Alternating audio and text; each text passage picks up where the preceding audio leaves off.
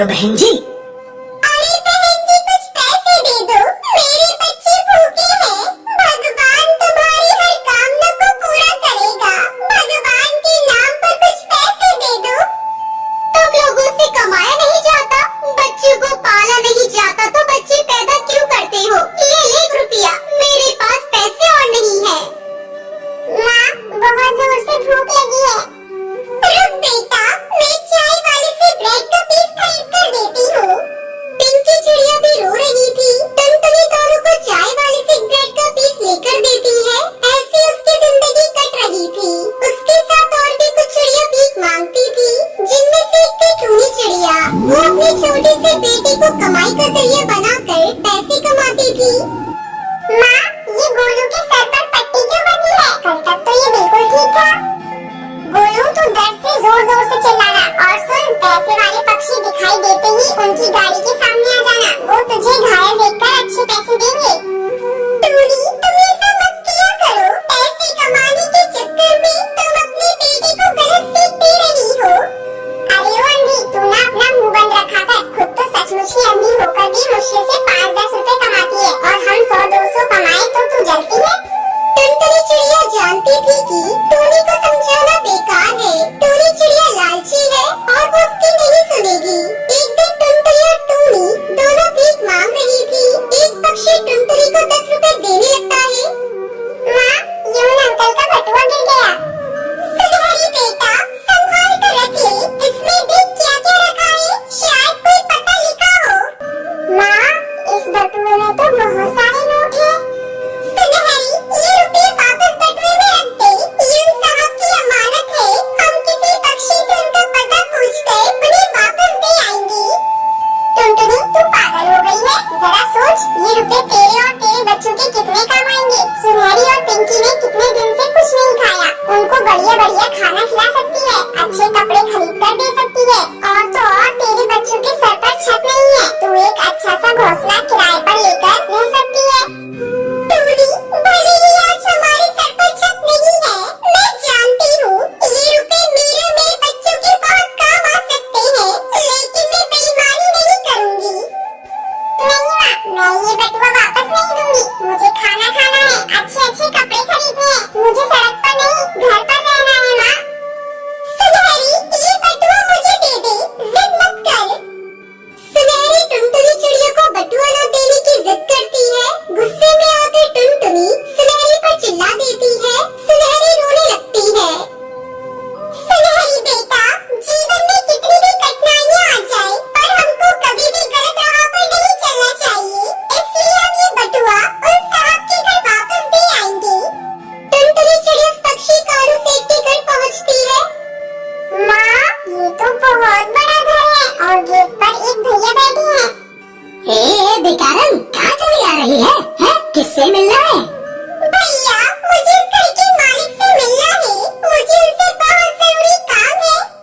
अगर तुझे कोई भीख चाहिए तो वो आज के दिन तो नहीं देते। उसके लिए तुझे मंदिर जाना होगा। साहब हर सोमवार को मंदिर में ही भिखारियों को दान करते हैं। नहीं भैया, मुझे उनसे कोई और काम है। मुझे उन्हें कुछ देना है। तेरे पास ऐसा क्या है जो तू हमारे साहब को देगी? चल हट आगे से, अंधी कहीं की। साहब की गाड़ी निकलने वाली है, हट जा।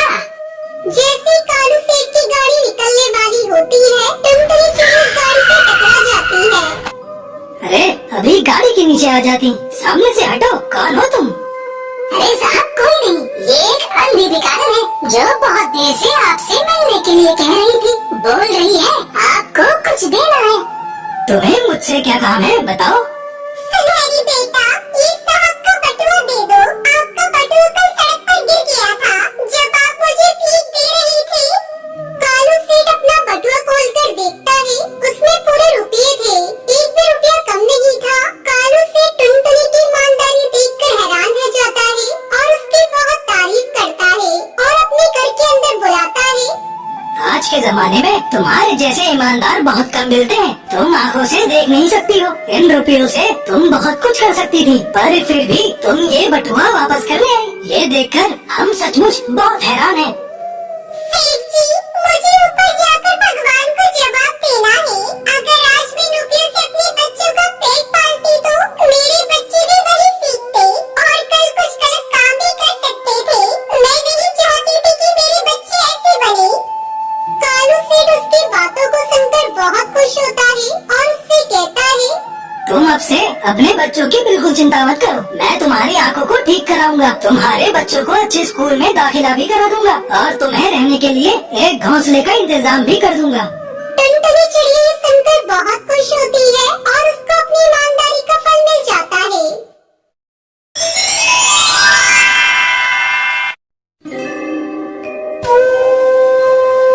टुनटुनी एक छोटे से घोंसले में रहने वाली गरीब चिड़िया थी जो लाल मिर्च के खेत में काम करती थी और कमाए हुए पैसों से खुद की और अपनी बीमार माँ टूनी की जरूरतें पूरी करती थी।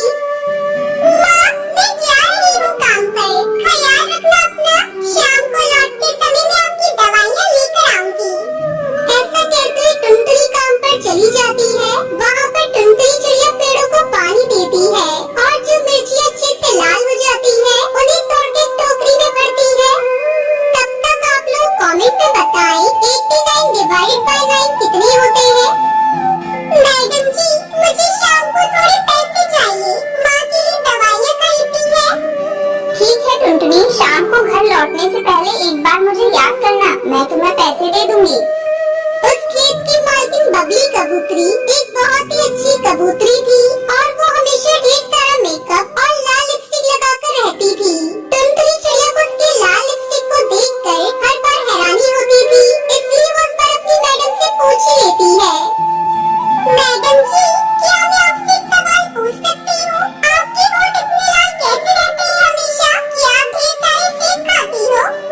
टुनटुनी चिड़िया की बात सुनकर बबली को हंसी आ जाती है और वो मुस्कुराते हुए कहती है, मेरे होंठ सेब खाने की वजह से लाल नहीं होते हैं, वो मैं लिपस्टिक लगाती हूँ इसलिए लाल होते हैं बेटा। ऐसा कहते हुए वो टुनटुनी चिड़िया को अपने बैग से लिपस्टिक निकाल कर देती है।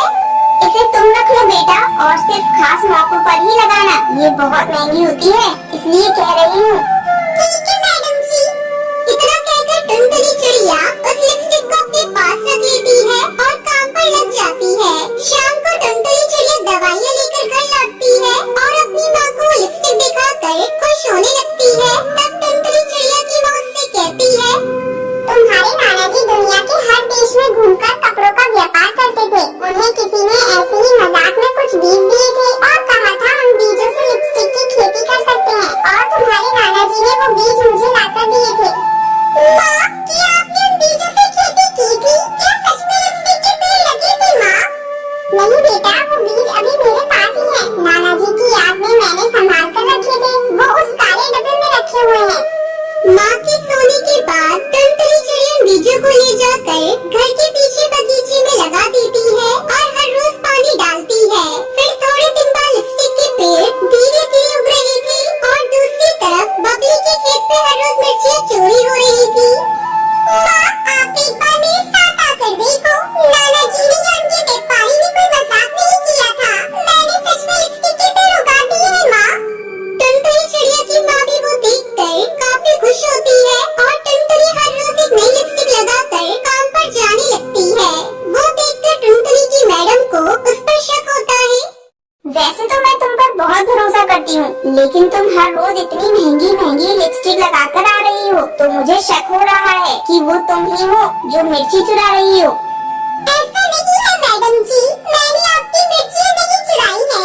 ये लिपस्टिक कहाँ से आई है, ये बात आपको समझाने की कोशिश भी करूँ तो आप यकीन नहीं करोगी, इसलिए आप मेरे साथ आओ, मैं आपको दिखाती हूँ। ऐसा कहते हुए टुनटुनी चिड़िया उस खेत की मालकिन को अपने साथ घर लेकर आती है और उन्हें लिपस्टिक के पेड़ों को दिखाती है। वो देखकर मालकिन हैरान हो जाती है और टुनटुनी पर शक करने की उससे माफी मांगती है। मुझे माफ कर दो टुनटुनी, मैंने तुम पर शक किया। मिर्ची का चोर तो कोई और है, हम उसका पता लगा लेंगे और तुम इन लिपस्टिक का व्यापार करना चाहो तो मैं तुम्हारी पूरी मदद करूँगी।